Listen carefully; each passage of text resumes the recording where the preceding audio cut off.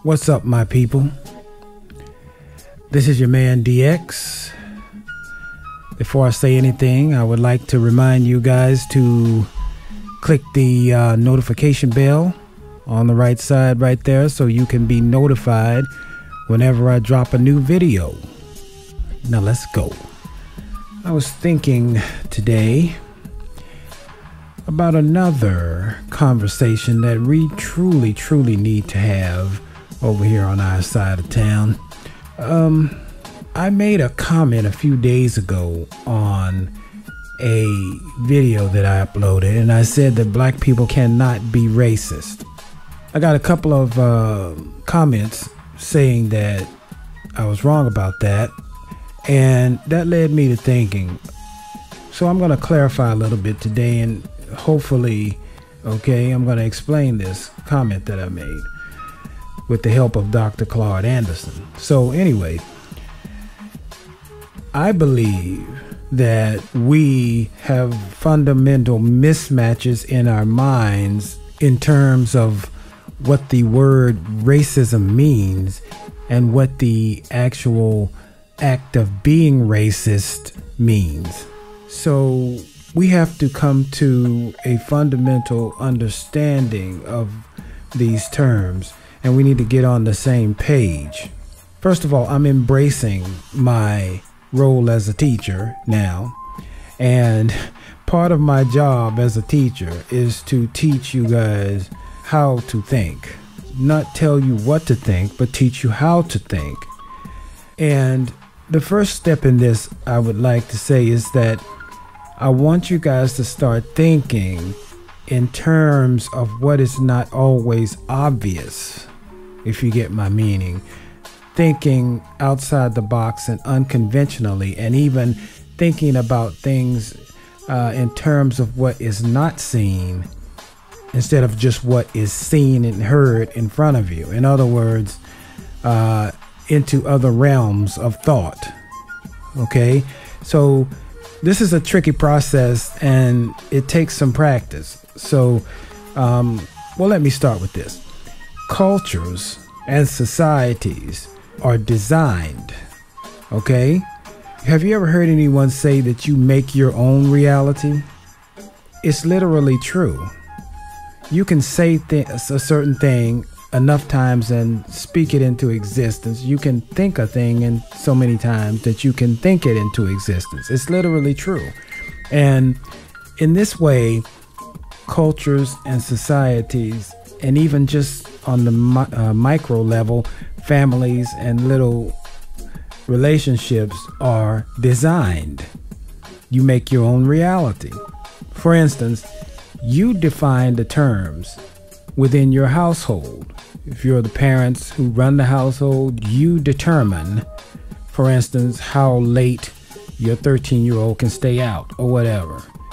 You create the culture, whether it's a culture of discord or if it's a culture of unity.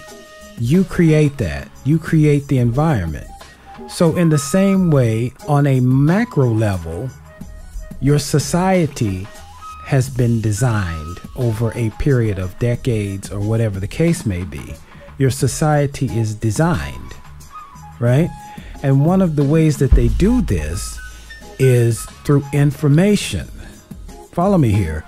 Information, first of all, is very important. Information is one of the primary ways that you process your reality, okay?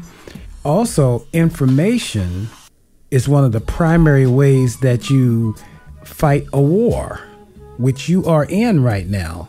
Whether you want to face that or not, this side of town is in a war against that side of town. And we need to understand that in a war, information is vital. Because guess what? Whoever controls that information not only ends up shaping your society, but in this war, they win. Whoever shapes that information and controls it. To break it down to a further level, words within that information have meanings. And the meanings of those words literally are the glue that hold your society together, and they shape your society and actually your existence, your world. So the words racism and racist, we must be on the same page on how we define those. And we have to control the narrative.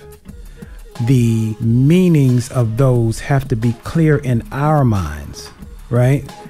So if you're a regular visitor to my channel, you've heard me speak before about Dr. Claude Anderson. Dr. Anderson is one of our premier scholars and authorities on this subject of race. We need to get our information from sources like Dr. Anderson.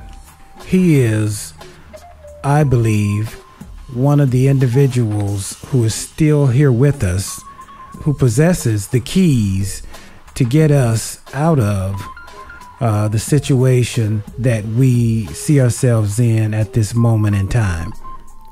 And people like me and others who are trying to bring some light to this subject, we have to take the torch from him and run with it and carry it on into the future generations.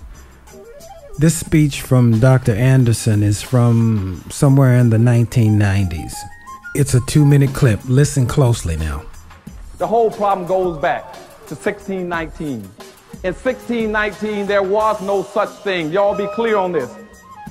There was no such thing basically as racism. Racism didn't exist before black slavery started. You had conflicts between ethnic groups. You had conflicts between religious groups. And you had cultural disagreements. But you never had racism until black enslavement started. Racism is a word that means race. It means group. I don't want you to let people keep telling you that black people can be racist. You cannot be racist. The word does not exist for you. Racism means group-based. Racism means a power relationship. A power relationship between two groups where one group owns and controls so much that they can use their wealth and their power to deprive and hurt and injure another group. That's what racism is.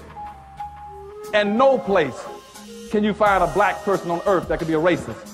Only thing you can get at best is a black reactionary. That means a black person who's reacting to white racism. And I want people to quit calling Farrakhan a racist. Farrakhan is not a racist. What Farrakhan is doing is reacting to white racism. If black folk had been racist, they'd have been racist 400 years ago. They would have stopped people from depriving and hurting and castrating and lynching and exploiting them 400 years ago. That's why if you go back through history, you cannot find one single solitary instance any place in history on this earth where black folk have had enough power and wealth to come together to do injury to another group and take something from them. In the United States, you've never seen any blacks come together as an organization, as a group, to hurt any other group. Blacks have never done anything to Jews or to whites or anybody else, Asians or Hispanics, as a group. We can't practice racism. We don't even have a community to practice racism. Let's dissect a little bit of that. Okay? Tell me one thing. A term or terms that were made up because of you, your existence, and made up in order to subjugate you. How can you turn around and be that? How can you be a racist when the whole term and concept was made up because of you, your ancestors I'm speaking, not you, but your ancestors? Let's think about that for a second. Do you really think that you can turn around and be a racist when the whole concept revolves around your existence? It's impossible. And see, this is where we have to stop just accepting what's in front of us. You have to think with your third eye. Now, black people that are listening to me, this should be especially easy for you, because black people have an innate sense when something's wrong. In my opinion, we're the closest ones to the Creator. The universe speaks to us all the time. All you really have to do is pay attention and listen, and stop thinking in terms of just the material world. There are things that exist outside of this material world, and I want you guys to start thinking about that. And everything you look at or touch or hear or taste, feel, it's put there for you to have a certain perception of that thing or concept or whatever. Perception is very important. And we have to, I want you guys to just stop thinking in terms of what's in front of you materially. There are things outside of that are working all the time. I want you to look at everything you see, smell everything you smell. Just look at it from a different angle, smell it from a different angle. And I don't mean turning the whatever it is around. I mean just using your mind's natural abilities to sense other things. So when you're talking about racism and racist, if someone doesn't want you to know the true meaning of what this term was made up for, then systematically over a period of decades and maybe even centuries, they'll warp the meaning and write it down as something else, make it appear to be something else, and then just take away the whole importance of the word. For example, now you have people saying that's racist when people say something about somebody's height or somebody's eyes being crossed. Well, that's racist. I've heard people say that. What does that mean? And when you do that, you're effectively diminishing the true importance of the word, right? So even when you say that's racist about something that involves color, in my mind, why use that word? You have so many other words that you can use. Why use that word? Because it involves so much more than color, as you heard Dr. Anderson speaking about. So why use that word for that? You have a word, words that you can use like biased, you have other words you can use like discriminatory. I could think of 2 or 3 more, but why use that word, racist? You have to think about these things. And the thing is, as we go along here and you continue to tune into my channel, you'll hear me make references to things that I will explain later, because sometimes people are not ready for a certain concept, or the time isn't right, or there needs to be some background work. So when you're talking about racism, it's important to understand what that is. Okay, not the meaning they tell you on your favorite TV show or in the dictionary or all this other stuff. Modern dictionaries are going to change the meaning. They change all the time. Okay, so let's go back to the origin of how this was even come up with, right? Okay, so that's what I'm talking about. Let's not lose that. And so, for example, if you're stopped by a police officer, the police officer is a non-black, the driver is a black person, okay, that officer comes walking up to your car with his gun already drawn and pointed at your head, okay, which happened. I'm not really making this story up. This is a real story. I don't know if you guys saw that video. I forgot what city it was in, but black man was stopped by the police, and this policeman got out, and he wasn't a white officer either. So that's another thing. It doesn't have to be white on black or whatever, because we have all kinds of things going on. But let me finish the story. He walked up to the car and immediately had his gun out, pointed at the guy's head. Well, the black guy, you know, he did everything right, had his hands in all that in view and all that. He didn't make any sudden moves. He did the right things, and he didn't get shot. The officer ended up putting his gun away and looking really embarrassed and ashamed after the guy tore him a new asshole for pointing his gun at him. The guy was like, "Why do that? Why are you doing that? Why would you do that? I'm not posing any threat. Why would you just come up to my car with your gun drawn?" He just went on and berated the dude for like 20 freaking minutes, seemed. And the officer knew he was wrong. So why did he do that? And like I said, this was not a white officer. This guy, I think, was Filipino or Hispanic or something. Why would he do that? Because he felt he could do that. And there were no consequences to it. And that even if something did happen, like he accidentally shot the guy in the head and killed him, he would get away with it. Why did he feel like he would get away with it? Why did he feel like there were no consequences? Well, it's because of racism, right? And that doesn't necessarily have to do with color. It's a power structure. Racism, as Dr. Claude Anderson also has stated before, is a team sport. He's on a team. Okay? Doesn't matter if he's not white, he's still on the team, right? And I'll get to that in a second. But let's reverse the scenario. White guys driving down the street. Let's make the situation even a little different, okay? Let's say the white guy's driving down the street. Unbeknownst to the policeman, he has drugs and a gun in his car, and he has warrants, the white guy. But the officer is black. Okay? All right. The officer comes up to the car.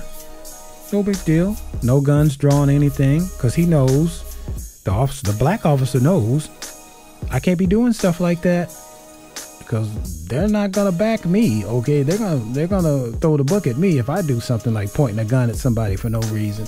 So he doesn't do that. So he comes up to the car, gets the guy's information. The guy won't produce a license, and then all of a sudden just guns the engine and takes off down the road. Okay, the cop goes chasing after him, finally catches up with him, and ends up shooting in the car, shooting the guy, and shooting somebody he didn't know was in the car. Let's say a kid or something that was down on the floor in the back. This dude is in real trouble. Even though this is a bad guy with a gun and with drugs in the car, he shot someone in the car. Okay? Now, I'm not making that story up either. That's the thing. I'm not making that story up either. 2 black officers just went to jail, one of them for 40 years, for that exact thing. Killing a white child that was in the vehicle with his criminal father. Okay? So why does the system treat each one of them differently? Because the race of the victim is the only thing that matters. As long as the victim is a member of the group that the system was designed to oppress, it's all good. And that's why black people can't be racist. But here's where it gets complicated and a little bit confusing. Now, Team WS is always open to allowing some brown skin and black skin minions to join their team. But there are rules. Like the Hispanic or Filipino police officer that walked up to the black man's car with his gun pointed to the man's head. He is on the team of the dominant people in the structure. Even though he's not white, he's on that team and he'll get backed up, and he knows it. As long as the victim is black. You dig? you also have a number of black individuals walking around in this country who are, for the moment, authorized to carry out the unfair practices of this arbitrarily punitive justice system on other people who look like them, black people in this country. And I say for the moment because at any time when they decide to stop doing what the system requires them to do to other black people, the system will immediately turn on them. You dig? Stop me when I'm lying. Sheriff David Clarke comes to mind. He's on Team WS for right now, but he's a black man. That dude is a walking contradiction. Period. The way he talks about black people, you would think he was the Grand Master of the KKK, but he's a quote-unquote black man. My conclusions derive primarily from observations of the so-called justice system in this country. I'm aware of that, but you could take a slight, just a tiny look at the economic system, the educational system, and all other major systems in this country, and you could replicate the very same conclusions. So what we're talking about here, this is where people define these things in the wrong way, you see? And most people don't really get the concept that I just explained. And that's why when you see somebody like Sheriff Clarke, you don't really understand what's going on. I mean, you're like, wait a minute. But you see, you have to have your third eye working to understand what's going on. Now let's hit this other half of this by Dr. Claude Anderson, where he breaks down. Now remember, he said that nowhere on earth has there ever been since 1619, when the term was developed, black people with enough power and enough resources to be racist to anybody else. But here he continues. But on the other hand, I can go through history books and I can show you mountains, thousands, maybe millions of instances where everybody else have done things mean to us, to deprive and hurt us by social customs, by extra legal and legal means, by laws to do in black folks. You can't be a racist unless you got power and wealth for your group to be able to hurt other people and take and do them in, and we don't have it. So all we are reactions to white racism. And so in 1619, when they started bringing blacks into this country, they brought blacks in this country for the very specific reason, initially as indentured servants.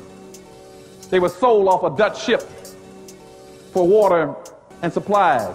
Blacks did reasonably well in the United States between 1619 and 1920, about 1924, 1925, in that general time frame. And he made a mistake there. He meant 1625, not 1925. They served out their indentureship. Between 1626 and 1638, they began to intermingle with whites. Some of them intermarried and interbred. In 1638, the founding stone for racism in America was laid.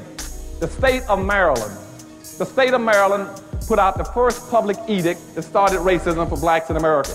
They put out an edict, a public policy that's called the Doctrine of Exclusion. The Doctrine of Exclusion says that black people should never be permitted to enjoy the fruits of white society. That became the doctrine of racism in America in 1638. Now, that was called the Doctrine of Exclusion. That meant every time you get a chance, exclude black folk out of it. I don't care what it is, exclude them out. What is out of, nowadays, out of welfare, food stamp, whatever it is, exclude them out. Business, anything you can do. Now, that went on from 1638 to 1666, 1665 and more specifically. So, as you heard him break down there, the racism started when they brought black people here. And then in 1638, Doctrine of Exclusion, state of Maryland, that's right here in the United States, put down laws that said exclude black people from anything that you can and everything that you can. Specifically, black people, right? Now tell me again, How can you, as a black person, be racist? Never had enough power, enough resources. And let's address this question of South Africa, because I can just see it in the comments right now. Some of you will be in here saying, but look at South Africa. The black government is racist, being racist there right now. If you don't get all the way up out of here with that, Julius Malema and the EFF, no way they could even be racist now. All Julius Malema is doing is reacting to white racism. That's all he's doing. Because we all know the story of the land. When the colonizers came over there, they took the land. Okay? So they have something that doesn't belong to them in the first place. So when you react to that, you can't be racist. You're trying to correct what happened that was wrong.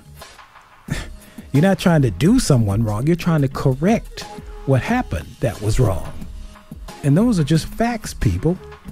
Black people, as a whole, as a group, have never done anything to any other group to subjugate them, keep things away from them, and specifically target them as the people who shouldn't have anything and should be on the bottom. You see? That's what's called racism, systematic racism. And that's why black people can't be racist. Sorry if you don't agree. I'm just giving you facts. You know? Information is power, people. Information is power. Let me know in the comments what you guys think about this. And remember, you guys, to click that notification bell right under the video on the right hand side right there. Ding ding. So that you will know when I drop a new one. Also, the next time someone accuses you of being racist, really think about what they're saying to you. Think to yourself, is that really the proper word, first of all? Is that really the proper word to use? So anyway, just food for thought. Another little tidbit. See, we got to take this a step at a time, people. If you like what you've heard, go ahead and subscribe to my channel and keep coming back, of course, to hear more messages, and like the videos, subscribe, you know, share this around on social media, you know. Also, I wanted to let you guys know, I have some talks that I did when I was back in 2013 and 14, when I was doing something called the DX Radio Show. If you want to check any of those out, you just go to dxradio.audio. There's several topics that I'm sure you guys might be interested in. I mean, we talk about propaganda, adverse effects of the mainstream media, how to be a spiritual being, who really creates jobs, the elite or the working class. I mean, just a variety of subjects. And again, that's dxradio.audio. Okay? dxradio.audio. Also, I'll put the link to Dr. Claude Anderson's website in my description box below. Until next time, this is your man DX, and I am out.